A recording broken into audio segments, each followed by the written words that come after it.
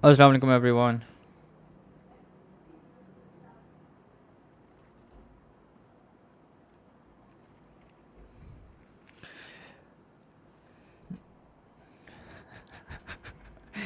नहीं नहीं, O level वाले मैंने नहीं कहे। ओ लेवल के लिए मैंने स्ट्रीम ए लेवल का पेपर ए एस का पेपर पहले है, इसलिए I am streaming for A S level first.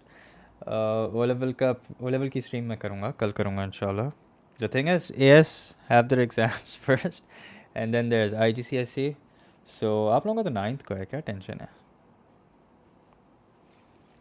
खैर, सो व्हाट्स अप, क्या चल रहा है? कोई न्यूज़ है आप लोगों के पास?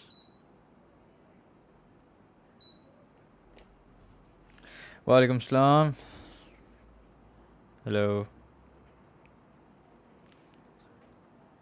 O level ad math can watch this? Yeah, you can. Go ahead. आपको in fact O level add math students को पता नहीं क्या पता आसान लगे। I mean again I am not trying to undermine AS math student, but O level ad math student might find this easier in fact, with the exception of a few topics. Sir, some survival tips for AS students: just keep practicing, keep solving past papers, take good care of your health, eat healthy. Normally we think that, oh, because पढ़ाई का इतना stress है, so that means our health and our sleep can be secondary, but that's not the case. Actually, that's primary. That's what you should keep as top priority. If you're in good shape mentally and physically, only then will you be able to do well academically also. Okay, so I understand at this point you guys may be stressed out. It's natural. Okay, so that's what I would suggest. Just let some steam off, take a walk, and sleep well, sleep early, wake up early. Sir आपकी कोई academy है? No, I teach online entirely. Yes, transformation की video इंशाल्लाह इस weekend पे मैंने सोचा हुआ है। इस वीकेंड पे आई planned a couple of videos. One of them is transformation, don't worry. Sir, do you teach math IB? No, I'm sorry, I don't teach math IB. Sir, what else did I miss? Sir ये नहीं, मैंने पहले बोल दिया था हादिया कि ये बेइज्जती नहीं कर रहा मैं। आई एम जस्ट सेइंग कि it's I mean, it's a fact. It's slightly easier than add maths. Okay, although a couple of things, like for example functions of AS math is very difficult.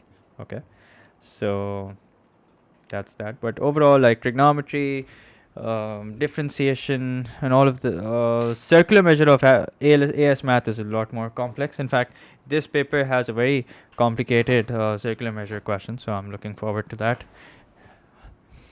What else?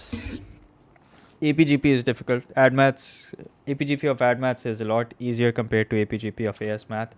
Binomial, I would say, is on the same level, more or less. Quadratics, same level, more or less.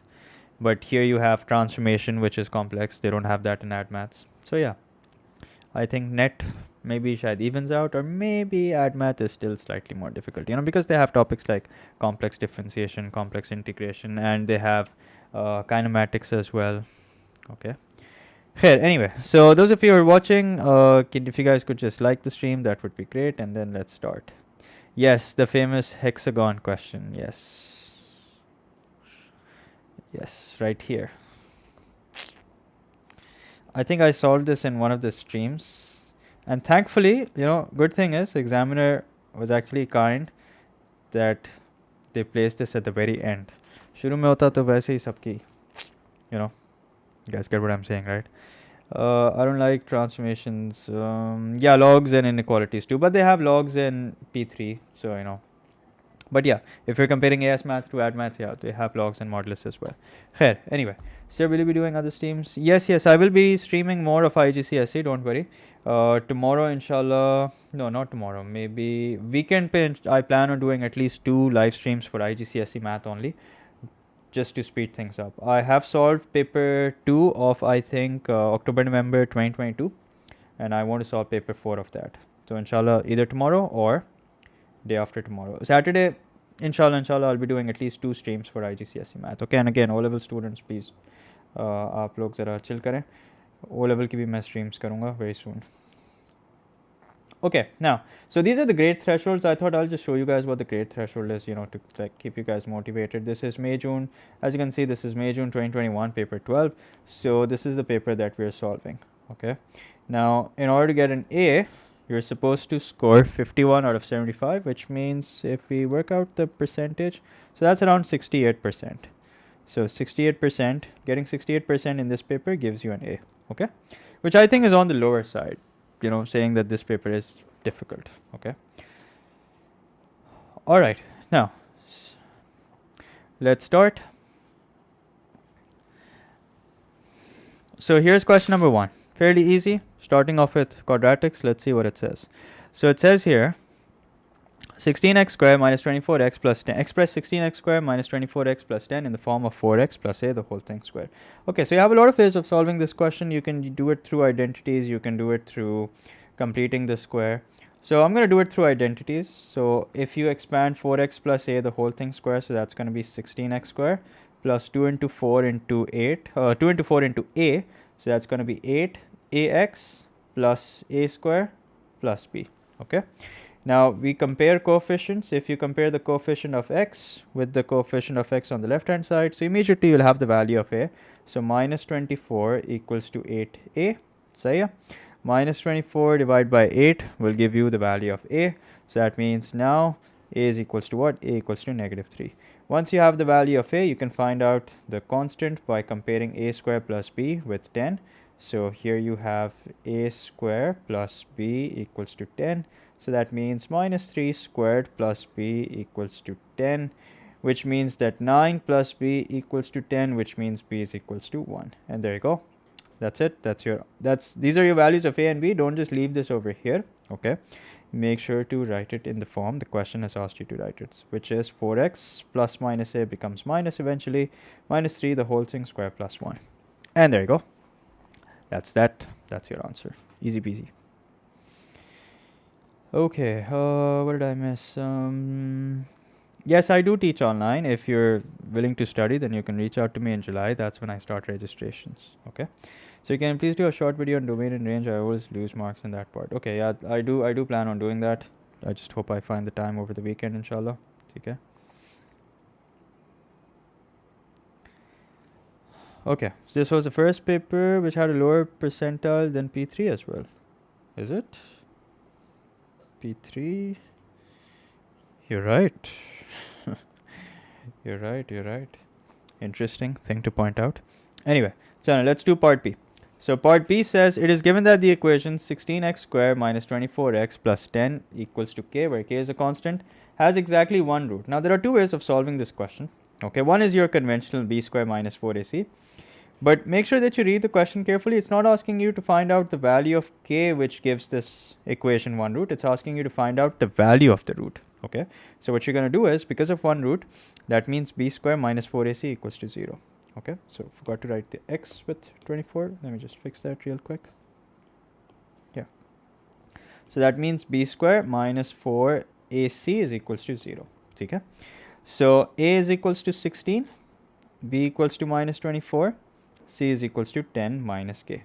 So b square, which means minus 24 squared minus 4 into 16 into 10 minus k equals to 0. So 24 squared is what? 576. 24 squared, yep, 576.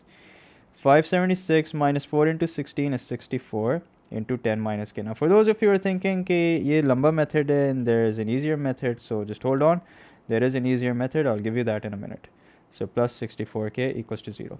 So 576 minus 640 is equals to minus 64. Minus 64 plus 64k equals to 0. Now if you solve this, 64k equals to 64. K is equals to 1. Now please don't get carried away and think this is the final answer. It's not. In fact, you're supposed to find out the value of this root. So that means you're going to take this value of k. You're going to plug it back in. Now, notice that this question is nice in the sense that it has already made you find this in completing square form. Okay, you've already figured this out in completing square form. It's 4x minus 3 the whole thing square plus 1. Okay, so I'm going to use the completed square form. As we know, completed square form se equation आसानी से solve हो जाती है. Okay, and this is equal to k, which is what? Which is equal to 1. And that's it. 1 or 1 cancel हो गया. We have 4x minus 3 the whole thing square equals to 0. take the square root on both sides, which means 4x minus 3 equals to 0, which means x is equals to 3 upon 4. Okay, and that's it. We only got one value of x, which we were supposed to, because for this value of k, this curve was supposed to have exactly one root, and that's the case over here. Okay. Now, this is one way of solving it. Now, there is an easier way. Okay.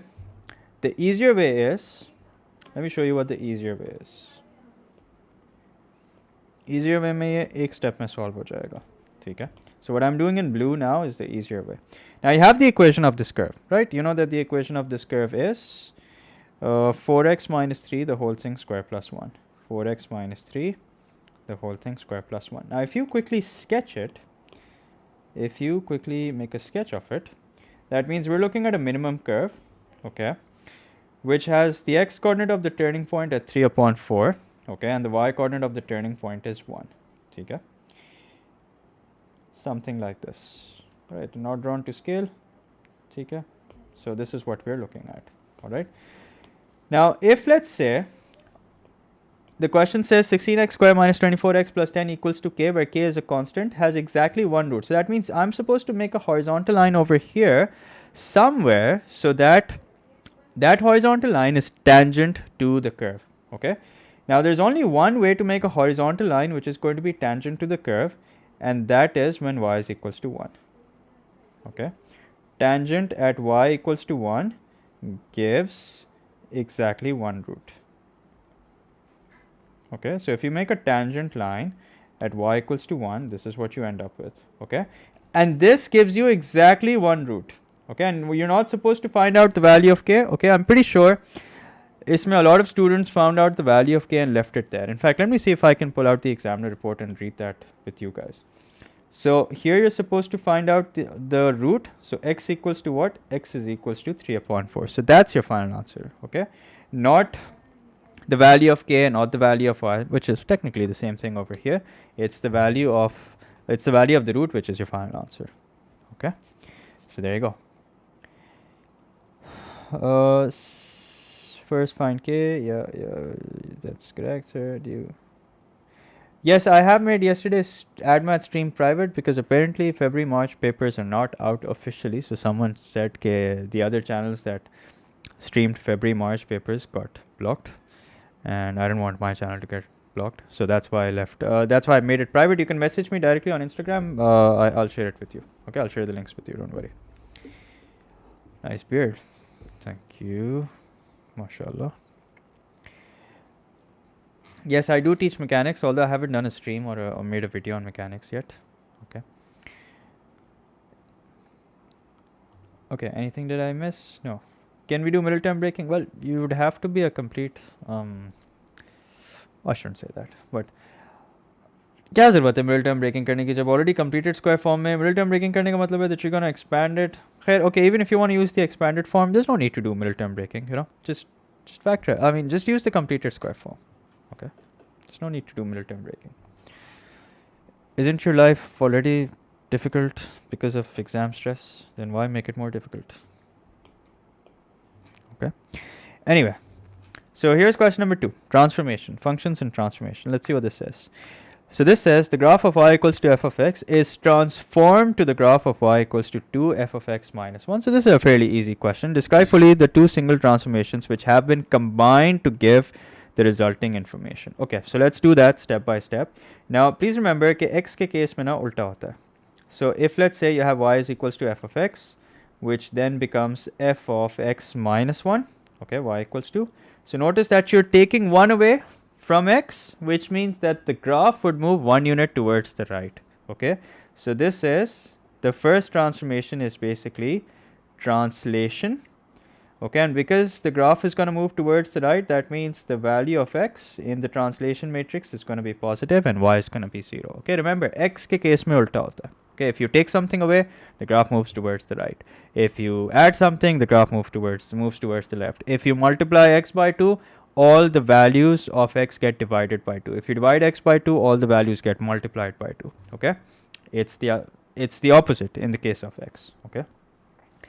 Then you have y is equals to 2 f of x minus 1. Now this 2 is being multiplied by the entire function. It's not being multiplied by x. That means this is a stretch. Okay, but you can't leave it there that it's a stretch. It's a stretch parallel to the y-axis. Parallel to the y-axis. Okay, and what's the stretch factor going to be, or scale factor? That's going to be equal to 2. Okay, because it said describe fully. Okay, so you have to fully describe it. You can't just say it's a stretch and leave it there and expect to get full marks. Okay. So I'm writing 8 subjects for IGCSE, or good luck. Hi sir, never thought I'd be binge watching your videos again after O-levels, but here we are. So I hope my videos helped in O-levels, and I hope my videos help you this time as well. Sir, considering it carries 2 marks, it would be preferable to do the tangent method. Yes, I agree, but just be open to the idea of, multiple methods. Okay. Alright, part B. Part B says the curve y equals to sine 2x is reflected in the y-axis and then stretched by scale factor 1/3 in the x direction. Okay, so first let's talk about reflecting it at the y-axis. Now remember, reflection, if you want to reflect it in the y-axis, this you guys should know from O-levels, that if you want to reflect it in the y-axis, the x-coordinate gets multiplied by minus. If you want to reflect it in the x-axis, the y-coordinate gets multiplied by minus. Okay, so for the first one, where you're reflecting it in the y-axis, remember, reflection in y-axis is done like this. X gets multiplied by minus, y remains the same. Okay, so that's what we're going to do. Y equals to sine 2, x will multiply by minus, okay, minus 5, and here also we'll change the x to minus 5. Okay, so this becomes what? This becomes minus sine 2x, okay, plus 5x. Remember this identity, okay, that sine of minus theta equals to minus sine theta. If you ever forget, to koi baat nahi, just figure it out there and then, work out sine minus 30. You'll notice sine minus 30 turns out to be minus half. I say, yeah, sine minus 30 turns out to be minus half. And then if you work out sine 30, you'll notice that sine 30 turns out to be half, which basically gives birth to this identity, that sine minus theta equals to minus sine theta. Okay. Acha. Then number 2. Number 2 is, and then stretched by the scale factor 1/3 in the x direction. Now remember, if it's 1/3, that means the x must have been multiplied by 3. Okay, multiplying x by 3 results in a stretch by scale factor 1/3. Okay, x बस याद रखो कि जो लिखा है ना उसका उल्टा करना है आपने. ठीक है, अगर x में प्लस हो रहा है तो फिर आपने पॉइंट में माइनस करना है. अगर x में माइनस हो रहा है तो आपने पॉइंट में प्लस करना है. अगर x में मल्टीप्लाई बाय 1/3 हो रहा है, ठीक है, if the scale factor is 1/3 तो आपने मल्टीप्लाई बाय 3 करना है. Okay, if the scale factor is 3 तो फिर आपने क्या करना है, आपने मल्टीप्लाई बाय 1/3 करना है. Okay, it's the other way around, just remember that. And then like I said, stretch, S-T-R-E-T-C-H, is that how you spell it? Yeah, stretch x direction, okay, with 1/3 means this is what it's going to look like. Y is equals to minus sine 2, x gets replaced by what? X gets replaced by 3x, okay. And then here also 5, x gets replaced by what? X gets replaced by 3x. Okay, so I'll just write 2 into, okay. So y equals to what? Y is equals to minus sine 6x plus 15x. So this, fellas, is your final equation. Okay. Alright, sir, some sort of identity also applies to this question. Yeah, this identity. I already mentioned that. Okay. Going to get some water, BRB. Alright. Okay, good for you. What else? Did I miss anything? No, I haven't done any P3 solutions or streams yet. I'm sorry about that. Alright, next question. Question number 3. So this says the equation of a curve y equals to so and so. The following points lie on the curve. Non-exact values are rounded off correct to 4 decimal places. Okay. Find k correct to 4 decimal places. Okay. Now, so since these points are actually points on the curve, so that means I can plug in this point in the equation of the curve. Okay, and that's exactly what I plan on doing. So y is equals to, y is actually the value of k. So let's write down the equation first. So x minus 3 square root of x plus 1 plus 3. So I'm going to plug in 2 comma k. Okay, so k in place of y, 2 minus 3 square root of 2 plus 1. Okay, don't forget the plus 3. So k is equals to minus root 3 plus 3. Now if you work out minus root 3 plus 3, correct to 4 decimal places, let's see what do we get, minus root 3 plus 3. So we're looking at 1.2679, so that means 1.268. No wait, 4 decimal places, 2679. There you go. You get 1 mark for this. Okay, that's not bad. Then it says find the gradient of AE, correct to 4 decimal places. All right, that's nice. We're getting 1 mark for finding the gradient. So A now has coordinates 2 comma 1.2679. Be very careful, huh? You don't want to lose marks for using the incorrect value or something like that. That would just be throwing away marks. So 3 minus 1.2679 over 3 minus 2. 3 minus 2 ki khair hai, that's just going to become 1. Let's figure out 3 minus 1.2679. So 3 minus 1.2679 is equal to 1.7321. And there you go. That's your answer. Correct to 4 decimal places. So yeah, it is correct to 4 decimal places. Okay, now then it says the gradients of BE, CE and DE rounded to 4 decimal places or 1.9748, 1.9975, 1.9997 respectively. State, giving a reason for your answer, what the values of the 4 gradients suggest about the gradient of the curve at the point E. So notice the pattern over here. Now that means the next gradient that we will have will be very close to 2. Okay? And given that we have to give it correct to 4 decimal places, okay, so that means it's going to be like 2.00001 something, which means ultimately if you round it off correct to 4 decimal places, it's going to be 2.0000. Okay, just follow the pattern and that's it. So that means that the gradient at E will be 2.000. Okay, and what's the reason? Okay, as all the points, as gradient at all the points is getting closer and closer to 2 at the given points. At the given points is getting closer and closer to 2.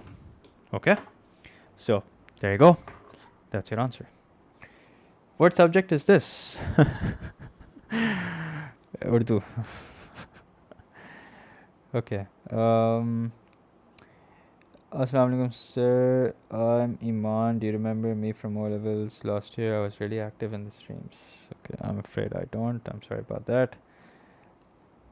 So can we also say the gradient is getting steeper? We can. It is getting. The gradient is not getting steeper. The tangent is getting steeper. Okay, the gradient in value is increasing. Steeper तो एक line को describe करने के लिए होता है. Okay. All right. Question number 4. Binomial. Okay. Let's see how if we can handle this. So it says the coefficient of x in the expansion of 4x plus 10 upon x the whole thing cube is p. Okay.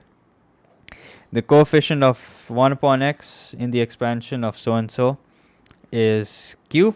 Okay. Given that p is equals to 6q, find the possible values. Okay, possible values. So that's a hint right there. That means we're likely to end up with a quadratic equation, which means we're likely to end up with 2 values. Likely, in fact, we're definitely going to end up with 2 values. Okay. Now, since it's whole cubed and you have to find out the coefficient of x, I wouldn't suggest that you go through the pain of finding out the value of r. I mean, it's a 5-mark question. You can. Okay. But, you know, if you be a little smart, you can just do a bit of trial and error. So 4 पे power क्या आएगी? 4 पे power आएगी 3 minus r, and 10 पे power क्या आएगी? 10 पे power r आएगी. ठीक है? Now just do a bit of trial and error. Let's say if r is 0, so that means this is going to be cubed, this is going to be 0, so that's going to be x cubed. If r is 1, so 3 minus 1 is 2. Okay. and that means x will have square and you will have 1 over here, so x square upon x, so that's equal to x power 1. Okay, so that means there's no need to go through the pain of, you know, scraping off the x with its power and then equating it with x to the power 1 to find out the coefficient of x. Just do a bit of trial and error. R is equal to 1, right? So that's what we're going to use. So 3c, if you want, you can totally do that. Okay, I'm not discouraging it, but I'm just saying it's a 5 mark question, and there's a lot more that we need to do later. So might as well save time where we can. So 3 minus 1 is equals to 2. Okay, 10 upon x to the power of 1. So 3c1 is 3. 4x square is going to be 16x square into 10 upon x. So 16 times 3 is 48. 48 into 10 is 480. So 480 x ho gaya. Yep, we are getting the coefficient of x. So 480 is basically the value of p. Acha, I don't know about you guys, but I don't trust my mental maths too much, so I'm just going to double check this. 3 into 16 into 10, yep, 480 it is. Okay. Now, so we have the value of p. Now let's find out the value of q. Okay, how do we do that? The coefficient of 1 upon x in the expansion of, okay, so here I would suggest कि हम ज़्यादा risk नहीं लेते, हम r की value तमीज़ से निकाल लेते हैं, ठीक है? So we want what? We want the coefficient of 1 upon x, which means we want x to the power minus 1. So that means 5cr, 2x to the power 5 minus r, and k x to the power minus 2 to the power r, and this we're equating with x to the power minus 1. Okay, so we're going to ignore everything. So by the way, I skipped a few steps over here. I took this x squared and brought it in the numerator. Okay, and that's how we got x to the power minus 2. Okay, so we're going to ignore 5cr, we're going to ignore 2, we're going to ignore k. Okay, so we have x to the power 5 minus r into x to the power minus 2r equals to x to the power minus 1. That means x to the power 5 minus 3r equals to x to the power minus 1. So 5 minus 3r equals to minus 1, which means 6 equals to 3r, which means that r is equals to 2. Okay. Now that we have the value of r, we can now use it to find out the value. We can now use it to find out the coefficient, okay, whatever that is required. So that means 5c2, 2x to the power 5 minus 2, that's 3, and k upon x square to the power of 2. This should give us the coefficient of 1 upon x. 5c2 is 10, 10 into 8x cube into k square upon x to the power 4. Yep, so x cube gets cancelled out and we reduce the power in the denominator by 1. Okay. So here's what we're looking at. We're looking at 10k square upon x. Okay, now if we talk about just the coefficient, so 10k square into 1 upon x, so that means the coefficient is simply 10k square. Okay, so let me make sure if I've done everything correctly. Oh no, wait a minute, 80, sorry, my bad, 80 hoga. Okay, yeah, so the coefficient is 80k square. Now this is equal to the value of q. Q is equals to 80k square. Now according to the question, p is equals to 6q. P is equals to what? P is equals to 6q. Okay, so what does that mean? That means p, which is 480. Okay, 480 equals to 6 into 80k square. Okay, so let's simplify this a little. 6 1s are 6 8s are 48. So 80 is equals to 80k square, which means k square equals to 1, which means that k is equals to plus minus 1. So all that effort just to get plus minus 1 at the end. But, you know, that's how it is. Nothing we can do about it. So there you go. That's your answer.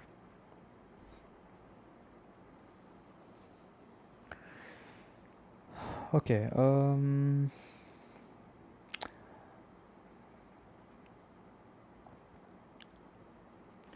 So you should have put a message on your story saying you're live. I did. Didn't I do that? I did post on my Instagram saying that I'm. Actually, the thing is, they're very last minute decisions, so that's why I don't get the. I'm unable to plan ahead, but hopefully, I will do. What do you call? Over the weekend, I'll probably give the calendar for this of live streams for at least Saturday, Sunday, Monday, Tuesday. Tuesday ko to in fact IGCSE ka paper hai, but for the next 3 days, inshallah, I'll have my calendar sorted. Okay. All right. Now, Let's move on, shall we? Question number 5. Functions. Okay, so this is still not a domain range question. Okay, anyway. So it says find and simplify an expression for f of x. Okay, f of x basically means that we're going to take function f, and in it, we're going to plug in function f. So that means in place of x, we plug in 2x squared plus 3. And don't forget that it's not just x, it's actually x squared. So we square it as well. Okay. Now, if we expand this, this becomes 4x to the power 4 plus 2 into 3 is 6. 6 into 2 is 12x squared plus 9. Okay. Now, please remember to use the identity. Okay. The examiner is not going to tell you separately that you have to use the identity. The second you see something that looks like a plus b the whole thing squared or a minus b the whole thing squared, you have to use the identity. Okay. अक्सर I have students asking me कि यहाँ पे भी identity लगेगी. But the thing is, every time you have a plus b the whole thing squared, you will use the identity. So 8x power 4 plus 24x square plus 18 plus 3. So 8x power 4 plus 24x square plus 21. So there you go, fellas. That's your answer. Okay, then it says solve the equation. Now notice how the examiner is so nice. It's already made you work out f of x. And now it's just equating this with 34x square plus 19. So f of x makes a good tongue twister. f of x plus 21 equals to 34x square plus 19. Okay. So let's get all the x squares on one side, x power 4s on one side. We're heading towards disguised quadratics. So x power 4, 24 minus 34 is minus 10. So minus 10x square. Okay. 21 minus 19 is plus 2 equals to 0. If you want to make your life easy, you can divide the entire equation by 2. Okay. So 4x power 4 minus 5x square plus 1. Okay, I've divided this by 2, just so you guys know. Don't forget that it's still equal to 0. Okay. Now, if you want, you can sort of replace x square with something else. Let x square equals to a. Or if you want, you can do it directly. I mean, I would suggest do it directly. I'm sure you guys know how to do it directly. Okay, it's nothing different. It's just that you treat it like a normal quadratic equation. Okay, you do middle term breaking. So factors of 4 that give us minus 5 are basically minus 4 and minus 1. So minus 4x square minus x square plus 1 equals 0. Okay, here we can take 4 along with x square common. So we have x square minus 1. Okay, and here we can take minus 1 common. So we have x square minus 1 as well. So we have 4x square minus 1 into x square minus 1 equals to 0. Let's solve them one by one. 4x square minus 1 equals to 0 means x square equals 1 upon 4, which means that x is equals to plus minus 1 upon 2. Now don't get carried away. We're going to come back to these solutions in a minute. Okay. This means that x square minus 1 equals to 0, which means x square equals to 1, which means x is equals to plus minus 1. Okay. So don't just write down all the values over here. There are some values that we're going to accept and some values that we're going to reject. Okay. Why? Notice that the domain is x is greater than or equal to 0. So since x is greater than or equal to 0, that means all the negative values we're going to ignore. So our final answer is just going to be half and 1. And that's it. That's your answer. Yeah, you could do that. You could do a equals to x squared as well. That's fine. Isn't it 3 upon 4? 3 upon 4, 3 upon 4. Where is it going to be 3 upon 4? Okay, I don't know what you're talking about. No, it's not going to be 3 upon 4. Acha. Guest papers. No, I don't do guest papers. That's a gamble. Will Cambridge syllabus help in preparing STT? Yes, definitely. Especially if you have math in A level, it's definitely going to help.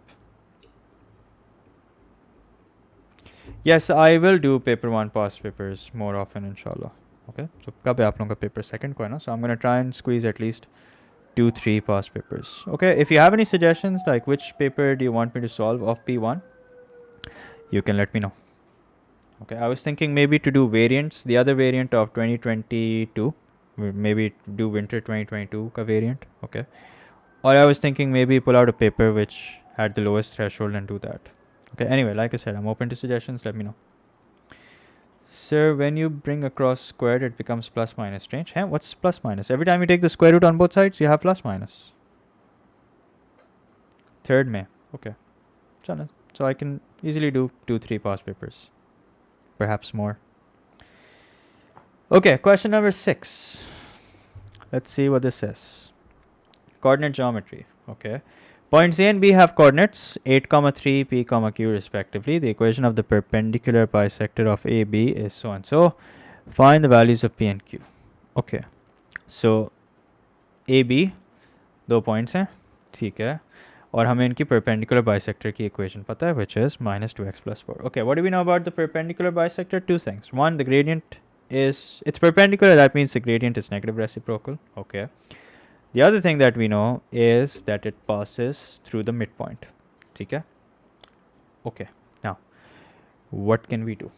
Let's see. So questions like these, notice how much space do we have? Let's see.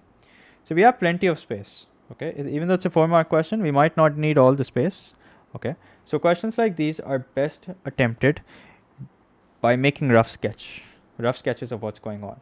So if you have 2 points A and B, जिनके coordinates हमें दिए हुए हैं, ठीक है, they're like this. Now I don't know where A is, I don't know where, I mean I know where A is, but I don't know where B is. Okay, so this could be A, this could be B, who knows. Okay, but here's something that's going to help. Notice that the perpendicular bisector has negative gradient. Okay, it's negative 2. That means the normal line will have some positive gradient. Okay, so that means it's possible that this is A and this is B. All right, and the perpendicular bisector that the question is talking about is this. Okay, and why have I made it this way? That's because like I said, perpendicular bisector has a negative gradient, so that means it's going to be a downward sloping line. That naturally means that the line perpendicular to it will be an upward sloping line. Okay. Now none of this is drawn to scale. Okay. And this is what? This is the midpoint. Okay. That's what makes it a perpendicular bisector. Okay. One, that it's going to pass through the midpoint. Okay. And number two, it's going to be perpendicular. All right. Now one thing that we can do is we can actually find out the equation of AB. You know how? Because we have the points, we have the coordinates of A. Yes, we don't have the coordinates of B, they're P, Q. Okay, but we can very easily find out the equation of line AB. How is that? That's because this line has equation y is equals to minus 2x plus 4. Okay. What does that mean? Here's what that means. That means कि जो इस line का gradient है, gradient of the perpendicular bisector equals to minus 2. That means the gradient of line AB is going to be the negative reciprocal of minus 2, which means it's going to be 1 upon 2. Okay, so we have the gradient, we have the point through which line AB is passing. Okay, we have the gradient, we have the point. That's all that we need in order to make an equation. So y minus 3 is equals to 1 upon 2 into x minus 8. Now you cross multiply. So you have 2y minus 6, which is equal to x minus 8. Okay, now you get everything on the right hand side except for y. How you want to do it, that's up to you. But let's say this is how I want to do it. Okay, 2y equals to x minus 2 is the final equation. Okay, let me make sure I haven't made a sign error, as I know I have a tendency of that. 2y minus 6. Yep, everything seems on track. Okay, now I should be a hair model. Okay, I don't know what that is supposed to mean. Hey, anyway, did I miss anything? Okay, so we have the equation of line AB. Okay, we also have the equation of the perpendicular bisector, which is 2y equals to minus 2x plus 4. Okay, this is the perpendicular bisector of AB. So what I'm going to do now is I'm going to solve them simultaneously. So this is equation number 1, this is equation number 2. Solving them simultaneously will give me what? So while I'm doing that, you guys answer my question. What will solving them simultaneously give me?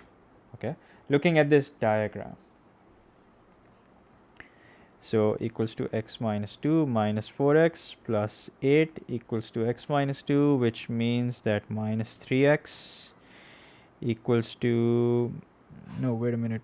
I think I've done something wrong. Just a minute.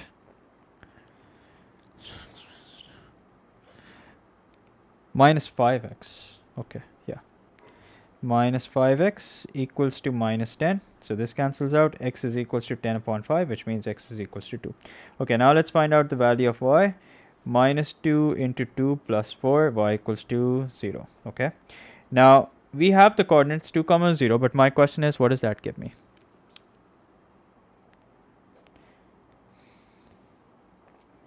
How to avoid silly mistakes. Okay. So if you know that you have a problem of making silly mistakes, then you should just be more conscious of it. Okay. Like I know that I make a lot of silly errors. So if I were giving an exam, then I'd just be extra careful. Okay. All right. So that gives us what? That gives us basically the coordinates of M. Okay. This 2 comma 0 that you're looking at are basically the coordinates of M. Okay. So M has coordinates 2 comma 0. Now that we know that A has coordinates 8 comma 3, B has coordinates P comma Q, and the midpoint of AB is M, we can now easily find out the coordinates of P. So M is the midpoint of A and B. Okay. So if we find out the midpoint of AB, so we're going to do P plus 8 upon 2. Okay. And then we're going to do Q plus 3 upon 2. And these two are equal to 2 comma 0. So P plus 8 upon 2 equals to 2, which means P plus 8 equals to 2 times 2, which is 4. That gives us the value of P, which means it's minus 4. Okay. And then Q plus 3 upon 2 equals to 0. Cross multiply 2 into 0 is 0. Q plus 3 equals to 0, which means Q is equals to minus 3. And there you go. Write your answer nicely at the end. Minus 4 comma minus 3. And that's it. That's your answer. In fact, you only have to find out the value of P and Q. So, we can just leave this here. That's acceptable. Okay. Yep, midpoint formula. That's good.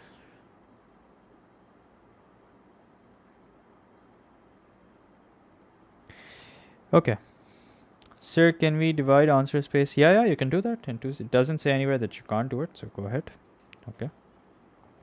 All right, question number 7, equation of circles. So this was one question of coordinate geometry. Here's another question on coordinate geometry. Okay, but this is a different section of coordinate geometry as it involves equation of circles. Okay. Okay, so it says the point A has coordinates 1 comma 5 and the line L has gradient minus 2 comma 3 and passes through A. Okay, a circle has center 5 comma 11 and radius 52. All right, show that L is tangent to the circle at A. So the first thing you want to do is you want to find out the equation of circle. Okay, the first thing, like I said, you want to do is you want to find out the equation of circle. Okay, so the circle has, what's the information that's given to find out the equation of circle? We're given the coordinates of center, okay, which is 5 comma 11. All right, and the next thing that we're given is basically the radius. And what's the radius equal to? Under root 52. Oops. Okay. Now, how can I find out the equation of the circle? That's going to be x minus 5 the whole thing square plus y minus 11 the whole thing square equals to r squared, which means 52. Okay. Now again, questions like these are best done by just making a rough sketch. Okay. So while I'm making a rough sketch, I'm going to try and position the points correctly. So 5 comma 11, if this is 5 comma 11, okay, and I have to mark 1 comma 5, so that means it's going to be slightly towards the left and slightly below the center. Okay, so here are the coordinates of center, here are the coordinates of A. Okay, so I'll repeat what I've just done. 5 comma 11 is over here, so if there's a point 1 comma 5, that means it's going to be before C on the left hand side and it's going to be below C. Okay, why? Because its y coordinate is less than the y coordinate of C. So I need to show that this line is a tangent to the circle. Okay, that's what I need to show. How do I do that? Okay, first of all, there are two things that I need to prove. One is that I need to prove that the gradient of line L, which is minus 2 upon 3, so that means the gradient of line AC should be equal to the negative reciprocal of the gradient of line L. Okay, so that means the gradient of line AC should be equal to 3 upon 2. That's one thing that I need to prove. So let's do that. Let's find out the gradient of line AC. So we'll do 11 minus 5 over 5 minus 1. 11 minus 5 is 6. 5 minus 1 is 4. So 3 upon 2. Okay, so there you go. That's one way of showing it. The other thing that we need to do is, okay, because it could still be outside, right? This is no guarantee that it's tangent. Okay. Now, if I need to show that A is tangent, that means if I plug in the coordinates of A, in the equation of the circle, okay, the left hand side should be equal to the right hand side. So A has coordinates 1 comma 5. If I plug this in, 1 minus 5 whole squared plus 5 minus 11 whole squared, is this equal to 52? Let's see. So that this is 16. 5 minus 11 is minus 6, square of which is 36. So 16 plus 36 is 52. So 52 equals to 52. And now you can say that you've shown that A is indeed tangent to the that line L is indeed tangent to the circle at A. Okay, so there you go. That's your answer.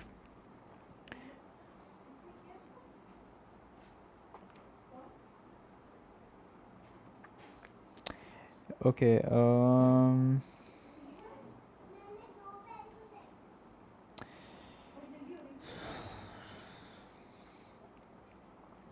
Sir, can we divide? Okay, I think I already answered that. Sir, can we also say gradient is getting steeper? Didn't I already answer that? Okay. All right, now moving on. Part B. Find the equation of the other circle of radius root 52 for which line L is also tangent at A. Okay. Is it necessary to show both? Well, I would say that you do show both, because show that line L is tangent to the circle at A. Okay. So yeah, you have to show that A, because the question doesn't say anywhere that the circle passes through point A. It doesn't say that. Okay. But say you can just leave it at the gradient. Okay. But you know, if I were you, I wouldn't leave a stone unturned. I would just go ahead and show that A is indeed the point of tangency. Okay. Sir, is HSC SSC? Okay, I don't know what that is, so I can't answer your question. Okay. The best thing that you should do for SAT preparation is just go to Khan Academy. There's plenty of content for SAT. That's it. Okay. All right. Now, part B. Part B says find the equation of the other circle of radius root 52, which is also the tangent at A. Now, first of all, notice that the other circle, which is tangent at A, what is that going to look like? So first, let's figure that out. So that circle is going to be something like this. Okay. Now, what we don't have of the other circle, let's turn this green. What I don't have of the green circle is basically this coordinates of center. I know what the radius is going to be. Okay, so let's say the coordinates of center are A comma B. Okay, so I don't know what the coordinates of center are. So x minus A plus y minus B, the whole thing square. I know that the radius is 52. So when we square root 52, this is what we get. Okay, now how do I find out the coordinates of this center? Let's call this point x. Okay, considering that we have the coordinates of C, kya the 5, 11, if I'm not wrong. Yeah. So let's write that down, 5, 11, considering that we have the coordinates of C, and also considering that we have the coordinates of A, which were 1, 5. Okay, so I want you guys to now tell me how to find out the coordinates of the center of the other circle.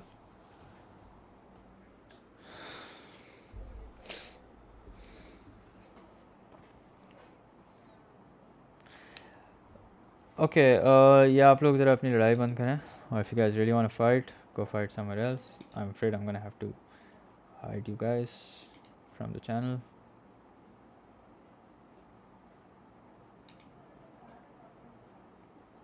Okay, now length formula. Nah, not length formula. We can find radius. We already have the radius. We don't need to find out the radius. I mean, if you're saying that we can use A and B and find the radius, well, that's gonna leave us with two unknowns. Yes, you can do vector, but the safest is midpoint. Okay, because vectors is not a part of P1 syllabus anymore, so midpoint is your safest bet. Okay, now why are we using the midpoint? Notice that this circle is of the same radius. Okay, and point A is tangent, so that means these two lengths are going to be equal. Okay, you can say the length XA is going to be equal to AC. So I'll write that down over here. So XA is actually equal to AC. Therefore, A is the midpoint of X and C. Okay? So x has coordinates a comma b, a has coordinates 1 comma 5, and c has coordinates 5 comma 11. So let's find out the midpoint of x and c. A plus 5 upon 2 equals to 1, and just like that b plus 11 upon 2 equals to 5. So cross multiply, a plus 5 equals to 2, which means a is equals to minus 3, and then cross multiply, b plus 11 is equals to 2 into 5, which is 10, and b is equals to minus 1. So there you go. You now have you only have, by the way, you only have the coordinates of the center. You still have to complete the equation. So this becomes x plus 3 the whole thing square plus y plus 1 the whole thing square equals to 52. And there you go. That's your answer. Now remember, before we move on to the next question, there's something I want to say about both these questions, is that these questions are best done by making a rough sketch. Okay. जब तक आप rough sketch नहीं बनाएंगे, you'll have no idea what's going on in the question, and you'll only be wondering. Unless you have like exceptional imagination skills where you can imagine to the finest detail, that's great, but I doubt you have that. Okay, nobody has that, in fact. So I would suggest that you make a rough sketch. Okay. Yes, m1 into m2 equals to minus 1 could also be used. Okay. Yes, Anas, I think I've answered that. Okay, now question number 8. Let's see what this says. So the first circle is basically a reflection in the line y equals to... Not bad. Yeah, you could do that. The common point of both circles is the line of reflection itself. Yes, you're right. It is a reflection. Since it's tangent to both, that means it's a reflection. You're right. Acha, sir, can you explain again why midpoint? Okay. All right. So because notice that the question says find the equation of the other circle of radius root 52. Okay. So if the radius is the same, so that means xa is going to be the same. Okay. And that also means that AC is going to be the same, which means the point where the two circles are joined is the midpoint. Okay. Because this point is equidistant from the centers of both the circles. So what does that mean? That means that this point is the midpoint. Okay. And these points have to be on a straight line. Why? Because they're both tangent at A. Okay, so if they're both tangent at A, that means the center A, the center of one circle A and the center of the other circle has to line up. No, I haven't heard of JEE Advanced. I'm sorry. Okay, question number 8. Question number 8 says the first, second, and third terms of an arithmetic progression are A, 3 upon 2A, and B. Okay, where A and B are positive constants. Okay, so this is probably because we might end up with two values of A or two values of B where one is negative, and we might have to ignore that. Okay, the first, second, and third terms of a geometric progression are A, 18, and B plus 3 respectively. Find the values of A and B. Okay. Okay. So we'll have to make two equations. So the first, second, and third. So let's talk about the arithmetic progression. Okay, so I can see us being able to form one equation. T2 minus T1 is going to be equal to T3 minus T2. So that means 3 upon 2A minus A is going to be equal to B minus 3 upon 2A. Okay. Now, let's get all the A's on one side. So minus 3 upon 2A, if you take it over to the other side, so that's 3 upon 2A plus 3 upon 2A. Okay, minus A equals to B. So 3 upon 2A plus 3 upon 2A is 6 upon 2, which is equal to what? Which is equal to 3A. So 3A minus A equals to B, which means 2A equals to B. Okay, so that's your first equation. Okay, now let's talk about the geometric progression that we have. Now notice this was in AP, that's why I used the common difference. Okay, if we're talking about a geometric progression, what are we going to use? We're going to use the common ratio. Okay, so that means 18 upon A equals to B plus 3 upon 18. Now here's what I would suggest. I would suggest that over here you replace B with 2A. Okay, so save time, replace B with 2A. So 18 upon A is equals to 2A plus 3 over 18. Okay, let me make sure I've done everything correctly. Yeah, looks good so far. So 18 times 18 is what? 18 times 18, 324. So 324 equals to 2A square plus 3A. Okay. Now let's get all the terms on the right hand side. So 2a square plus 3a minus 324 equals 0. All right. Now let's take, so I'm going to save a little time over here and use the calculator. 2, 3 minus 324. So here we have the value of a is equal to 12 and a is equals to minus 13.5. Okay, so this is probably why the question was telling us that a and b are both positive. So that means we take the value of a as positive and not the negative one. Now 2a equals to b, so that means 2 into 12 equals to b, which means b is equals to 24. And there you go. These are your values of a and b. Yes, I will do IGCSE, don't worry. I'll do that. I'll be streaming IGCSE maybe tomorrow or Saturday, inshallah, for sure. Back to back IGCSE streams. So can you explain again why midpoint? Okay. I already explained that. I think I've already answered that question. Okay. Is IB harder than A level? I don't know. I can't say anything. Alright, part B. Part B says find the sum of first 20 terms of the arithmetic progression. Okay, no, not this year. I don't plan on doing A level P3 content this year, next year, inshallah. Daud beta, I think I've already answered that. Now you're just spamming unnecessarily. So I'm gonna have to hide you. Okay.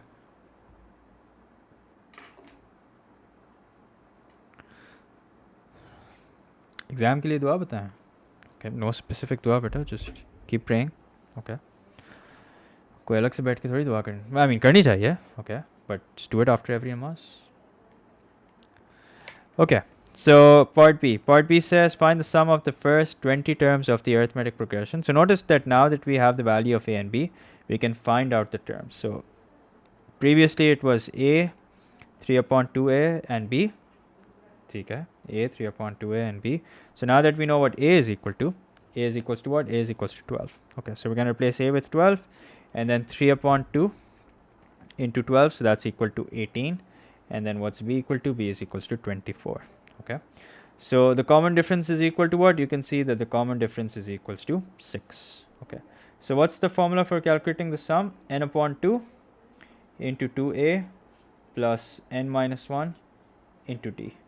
So we're talking about 20 terms. That means 20 upon 2 into 2a, which means 2 into 12, plus 20 minus 1, which means 19, into the common difference, which is 6. Okay, so let's figure this out. See what do we get. 20 upon 2 is 10. 10 into 19 into 6 is 114, plus 24, that's equal to 138. And there you go. Sum of the first 20 terms is 1380. And there you go. That's your answer.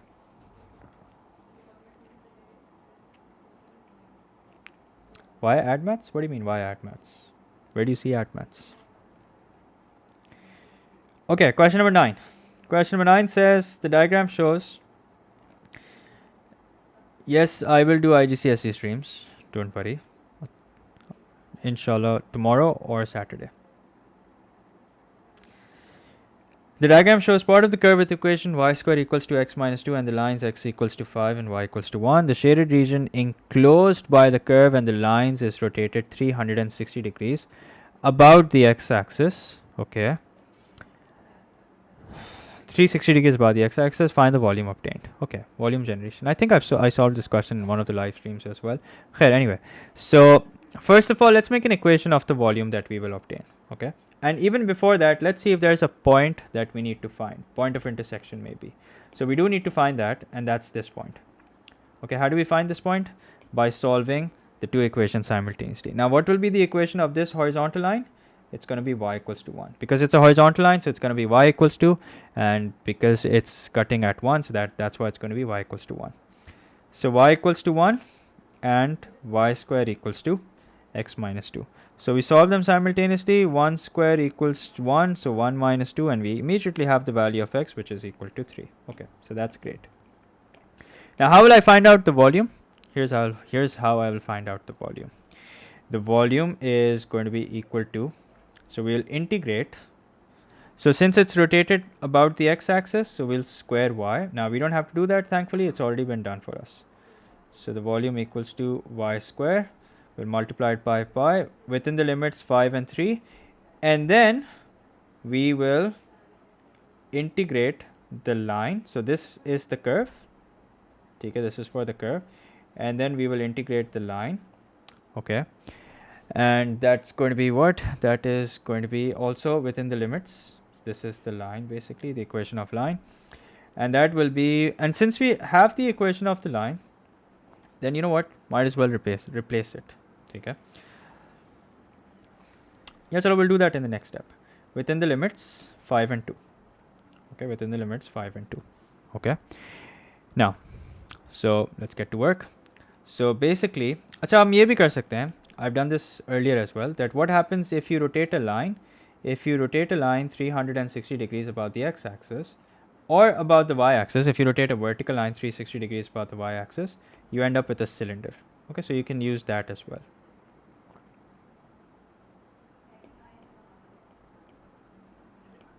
Oops. So you can do it like that also. I'm not saying you have to do it like that, but just be open to the idea that that's also a method that you can use. Okay, this is what you get if you rotate this line 360 degrees about the x-axis. Okay. Okay, now so let's start the integration part over here. Y square is going to be equal to 1 because y is equal to 1. So that means as far as the curve is concerned, that is going to be x minus 2 within the limits 5 and 2. Now notice that there is no need to square x minus 2 because x minus 2 is already equal to y square. Okay. Minus 1 within the limits 5 and okay, so it's not 3 actually, it's 2. Oh, it's not 2 actually, it's 3. 3, 3, 3. Okay, now so if you integrate this, you get x square minus 2x, okay, which you're gonna x square upon 2 minus 2x actually, x square upon 2 minus 2x within the limits 5 and 3. Okay, so we'll multiply this by pi at the very end. Okay, minus if you integrate 1, you get x within the limits 5 and 3. And don't forget that at the very end, you have to multiply it by pi. Okay, so I've just ignored this pi for the time being, or I'll just write it over here so I don't forget. Okay, now let's plug in 5. So if I plug in 5, that's going to be 5 squared, which is 25 upon 2, minus 5 into 2, which is 10. So that's the upper limit, minus the lower limit, which is 3. So 3 squared is 9, so that's 9 upon 2, minus 6. Okay, so this is for the curve. Now let's talk about the line. So that's simply going to be 5 minus 3, because there's nothing else to plug in, so it's just going to be 5 minus 3. Okay, so no need for the square brackets anymore. Okay. All right, now let's simplify this. So 25 upon 2 minus 10 minus 9 upon 2 minus minus becomes plus. So 25 minus 9, 25 minus 9 is 16. So 16 upon 2 minus 4. So 16 upon 2 is what? 16 upon 2 is 8. 8 minus 4 is 8 minus 4, which is equal to 4. So this is for the curve, and this simplifies to minus 2. Okay, so 4 minus 2 equals to what? Equals to 2. And then don't forget that we had to multiply this by pi. Okay, we had ignored pi initially. So this, when you get multiplied by pi, is equal to 2 pi. And in the end, you can write cubic units or units cube. That's up to you. So there you go. That's your answer. Shouldn't we take y? That's what I did. So why did you take y square for the line? Because if it's rotated, if you're talking about volumes generation, then you always square y first and then you multiply it by pi.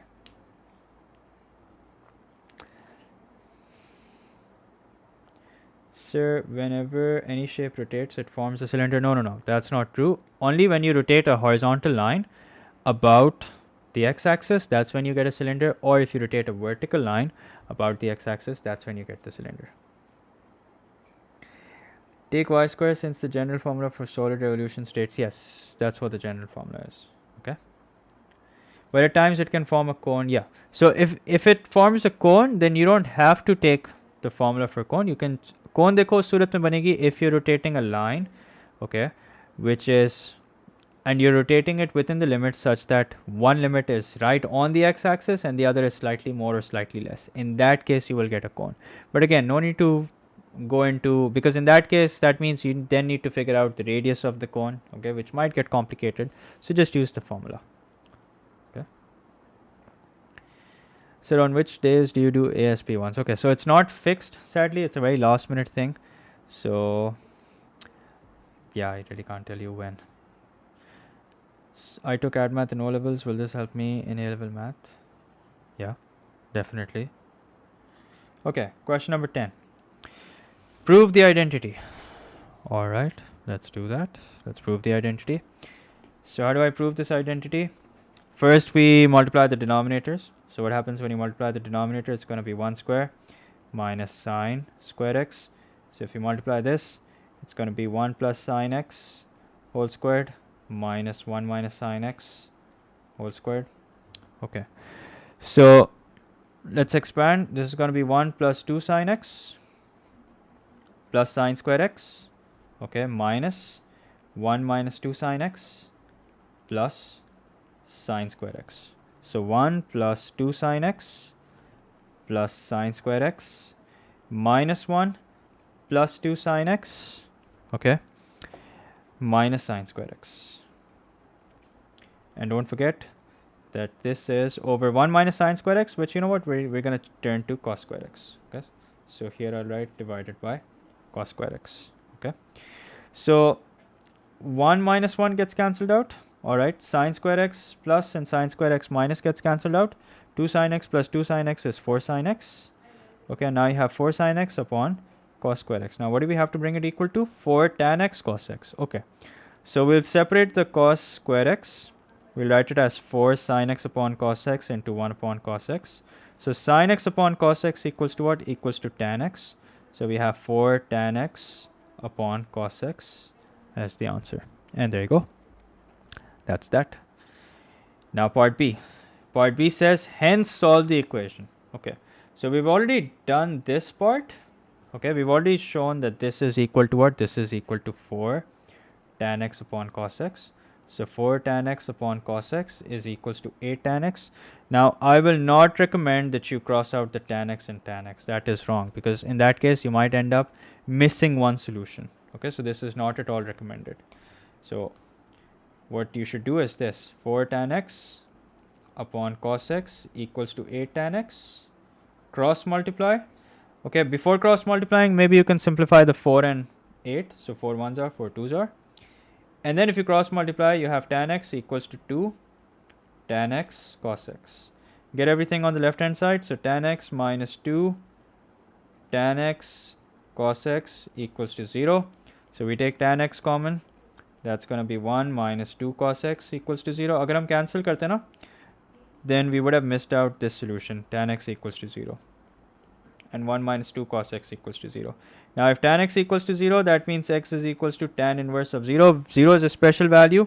And when is the graph of tan equals to 0? It's equal to 0 at 0. And the next time that it's equal to 0 is at 180, which is actually equal to pi. Okay, but we're going to ignore 180. Why? Because that's outside the range. And then you have 1 equals to 2 cos x. Okay, which means cos x equals to 1 upon 2. And we don't really have to make quadrants for that, because we just need to find out the one positive value. But still, if you do that, cos x is positive in the first and the fourth quadrant, but we're not going to go in the fourth quadrant. We will only remain in the first quadrant because the range is such. So here we'll find alpha by taking cos inverse of 1 upon 2, which is equal to 60 degrees, which is equal to pi upon 3. So that means this is pi upon 3. So we'll only have one solution over here, which is x equals to pi upon 3. And then in the end, you will have 0 comma pi upon 3 as your answer. And there you go. That's that.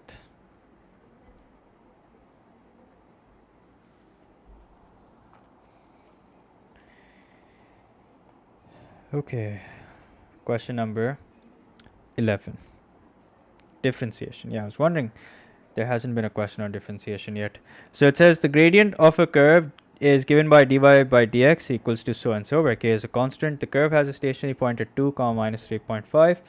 Find the value of k. Okay, so 2 comma minus 3.5, that means this is the value of x when x equals to 2. Since it's the stationary point, dy by dx equals to 0. So we replace dy by dx equals to 0 and we replace x by 2. So 3 into 2 minus 5, the whole thing cubed, minus k into 2 square. Okay. So 3 into 2 is 6. 6 minus 5 is 1. 1 cube, well, we don't have to worry about it since it's going to be 1. Minus 4k equals to 0, which means that 4k equals to 6, which means k is equals to 3 upon 2. And there you go. That's that. Find the equation of the curve. So how do we find out the equation of the curve? First of all, let's form dy by dx. Okay, let's replace k with the value that we've just found. And that is minus 3 upon 2. 3 upon 2 actually, x square. Okay. Now we're going to integrate both sides to form y. So y is equals to 6 into 3x minus 5, the whole thing to the power of 4, divided by 4 and also divided by the differential of the bracket, which is going to be 3. Okay. Minus 3 upon 2 x cube, and again divided by the new power, which is going to be 3. Okay. Now here's what happens. You have, and don't forget the plus c. Okay. So let's do a bit of simplification before we move on. Okay. So if you do a bit of simplification, let me see if I haven't made a sign error.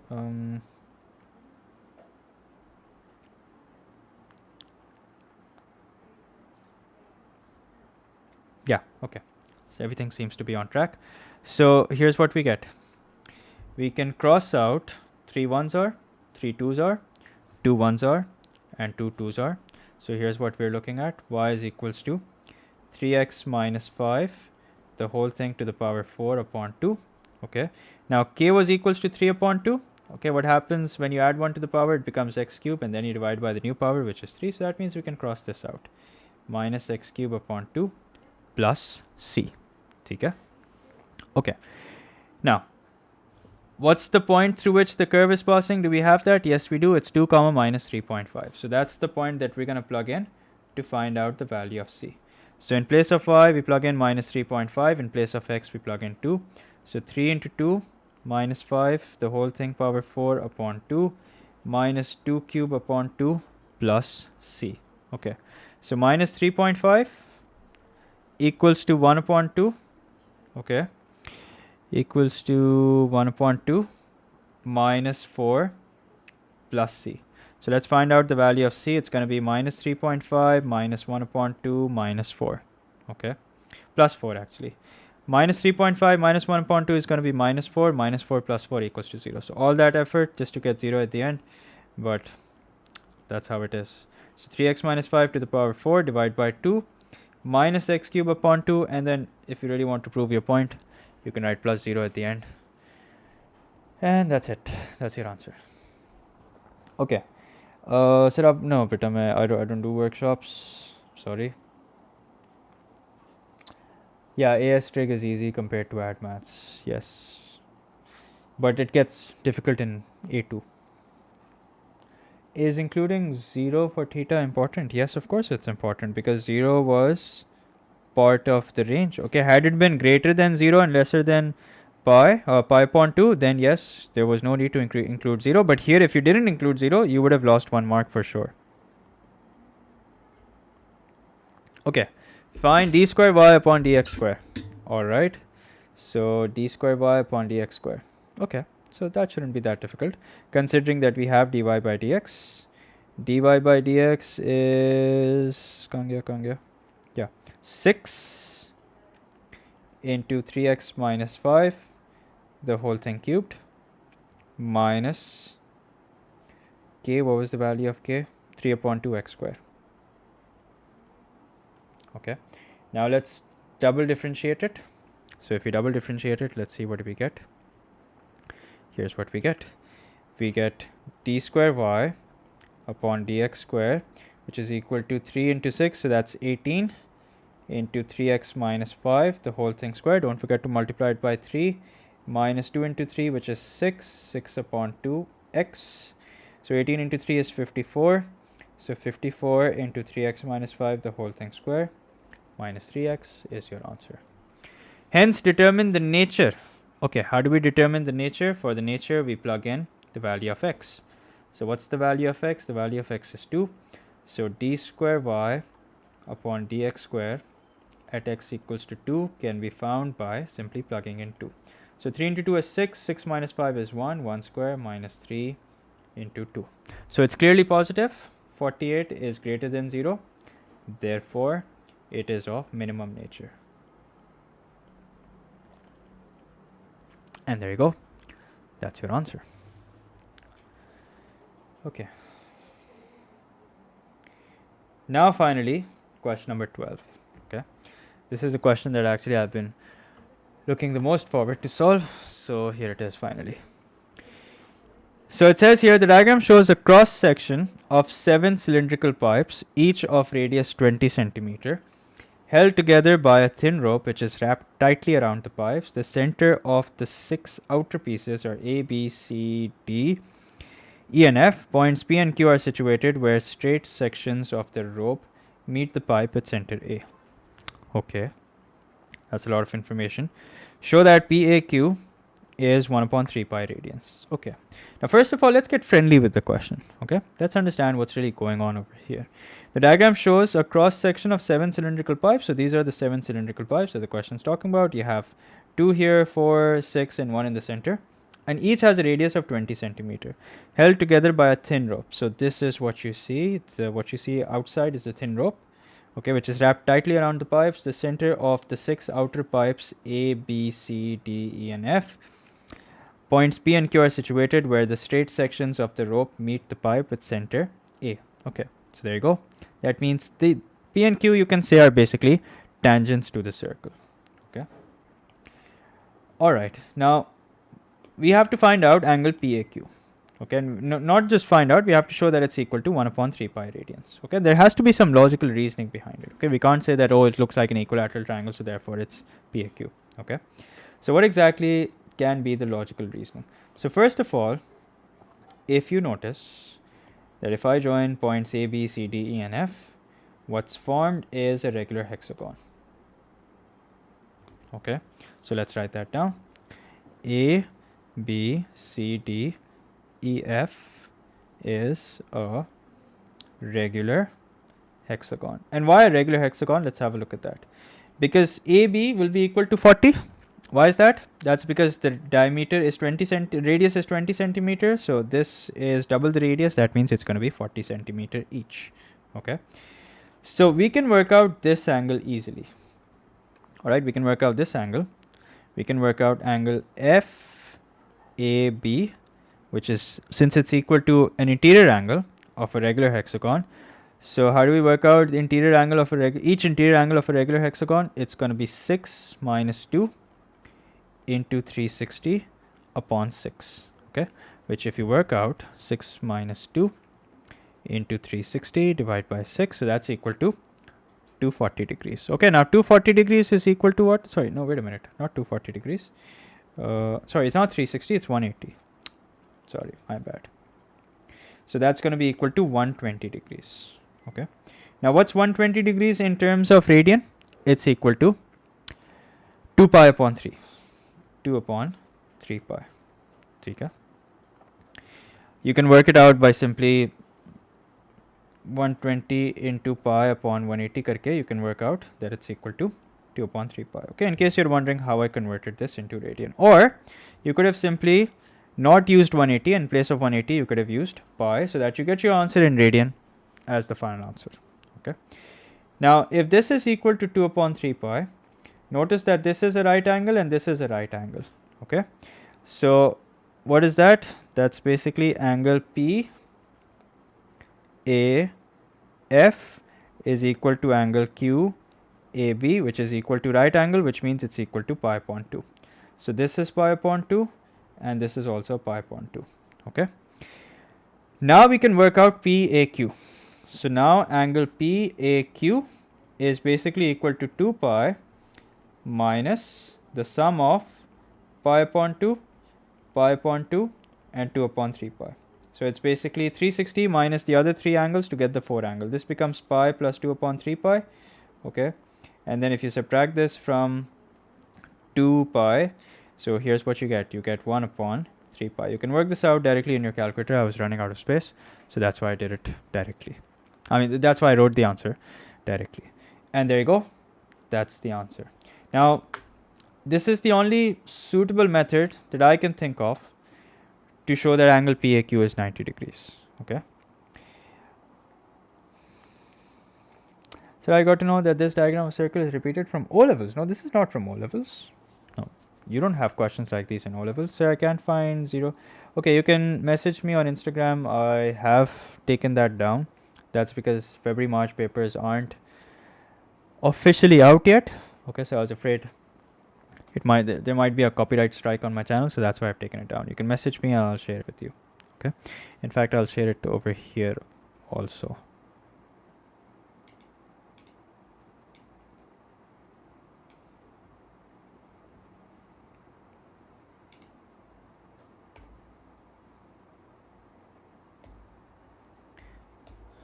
In fact, I can't share it over here. Like I said, you can just drop me a message on Instagram and I'll share it over there. Okay, now, so that's that. Let's have a look at the other part. Find the length of the rope. Okay. Now, the length of the rope is basically divided into many parts. Okay, you have the straight lines. Okay, so this is a straight line. This part is a straight line. Okay. And then you have this part, which is a straight line. And then you have this part, which is a straight line. Okay. And then this part is a straight line. And this part is also a straight line. Okay. Now, all these lengths, if you think about it, all these lengths are actually going to be what? Are going to be the same as the lines above. So that means if this length, okay, I'm just going to clean this up a little. Okay. So that means if this length is 40, okay, if this length is 40, that means this will also be 40. So all these are 40. Now I'm going to do this in red. So this is 40, this is 40, this is 40, this is 40, 40, 40. So how many 40s do we have? We have 6 40s. Okay. So the total length of rope is basically equal to this. Okay. So total equals to, मैं काम करता हूँ. Let me just take a screenshot.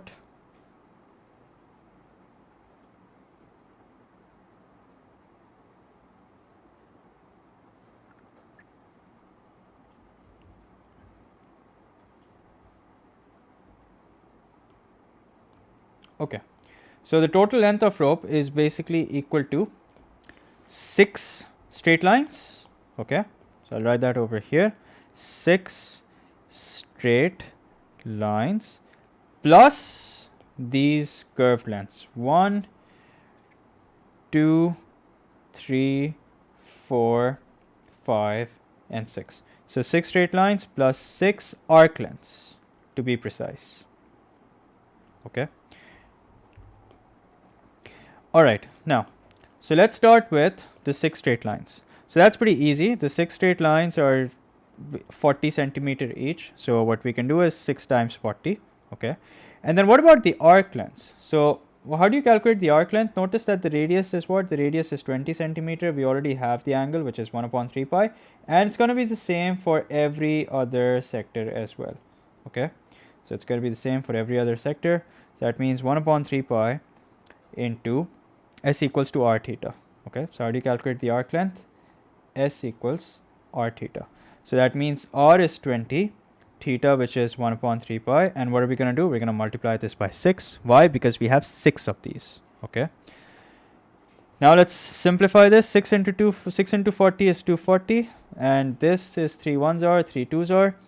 2 into 20 is 40. So 240 plus 40 pi is the total length of the rope. And there you go. That's your final answer.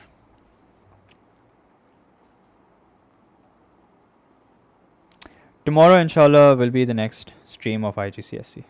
Okay. Yes, I will try and make a video on AS functions transformation, and I can't say for sure if I'll be streaming M1 papers. I've noticed that Sir Zain is lately making a lot of content for M1. Okay, so you can check it out over there.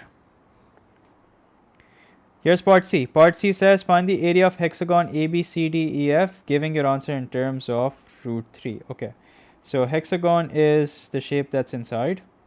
Okay, so it's pretty easy. You can find out the area of hexagon. Now notice that a hexagon is basically made up of 6 equilateral triangles. Okay, only if it's a regular hexagon. So basically, if you join the edges, okay, if you join the edges, you have how many? You have 6 equilateral triangles. So 1, 2, 3, 4, 5, 6. And since they're all equilateral triangles, so that means the angle is going to be pi upon 3 each. Okay, 60 degrees. 360 divided by 6, which is 60 degrees, which is pi upon 3. So basically, how do you find out the area of one equilateral triangle? So I'll write it down over here. 6 equilateral triangles equals hexagon. Hexagon A, B, C, D, E, F. Okay, so half into 20 into, actually no, not 20, 40. Now why will it be 40? Let's have a look at that. Half into 40 into 40. उसकी वजह क्या है? उसकी वजह ये है कि this is 40 and this is also 40. So that's why 40 into 40 into sine of pi upon 3. Why pi upon 3? Because sine 60. Okay, which is pi upon 3. And we're going to multiply this by what? We're going to multiply this by 6. Okay, so let's do that. 2 1s are, 2 3s are. So 40 into 40 is 1600. 1600 into 3. What's that equal to? Let's see. Let's figure this out. So 40 into 40 into 3. So that's 4800. Okay. Sine pi upon 3. Now let's work out sine pi upon 3. Sine pi upon 3 is equals to under root 3 upon 2. So 4800 under root 3 upon 2. So if we simplify this, 2 1s are, 2 2s are, 2400. So now we have 2400 under root 3 as the final answer. So there you go. That's the answer. And don't forget to write centimeter square. Although you're not going to lose marks if you don't write centimeter square, that's fine. But yeah, just a good habit. What's my sub goal? I don't really have a sub goal. I mean, I'd like to reach 50k before the end of the session. Okay. Radius is 20, but this is going to be 40. Okay. 20 is the radius of one circle, right? So that's why 20 plus 20 is equals to 40. Okay. The length of the triangle is going to be 40. I wrote 40 as the radius in the diagram. Oh, okay. Yeah, you're right.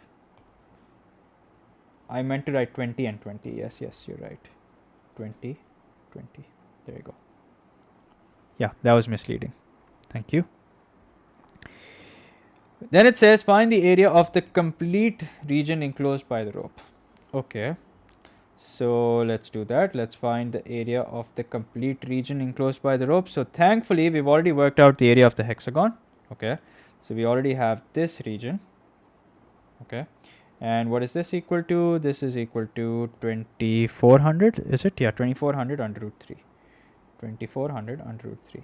Okay. Now what we have to do is we have to find out the area of what's left.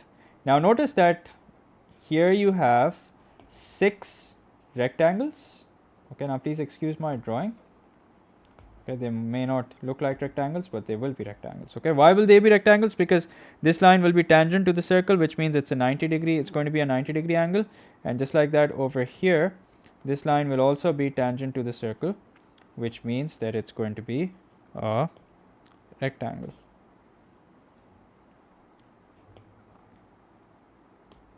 Yeah, there you go. Okay, so I'll just make it freehand.